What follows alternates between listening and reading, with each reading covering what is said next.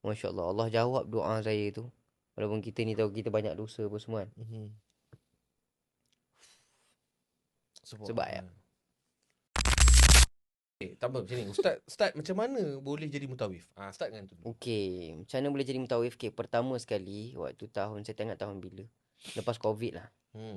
Saya memang teringin sangat-sangat. Time tu tak berapa nak ada duit sangat. Memang teringin sangat nak pergi umrah. Memang sampai termimpi-mimpi. Wallahi, sampai termimpi-mimpi. Saya banyak berhubung macam tu dengan Ustaz Adenin. Ustaz Adenin adalah saksi saya waktu tu. Saya banyak berhubungan dia. Saya tanya dia, Nin, Ana nak pergi umrah. Macam mana nak pergi DIY?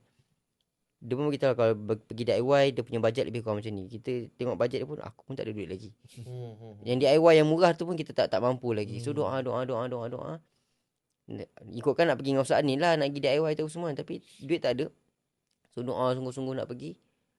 Allah makbulkan, saya dijemput pergi umrah secara percuma. Boleh?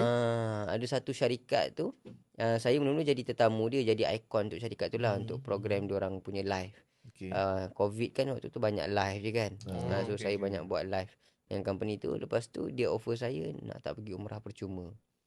Untuk buat konten kat sana lah, untuk syarikat dia apa semua. Saya Take your time. sebab hadiah ni ialah kita pergi sana tu kita tetamu Allah. Kita tamu Allah.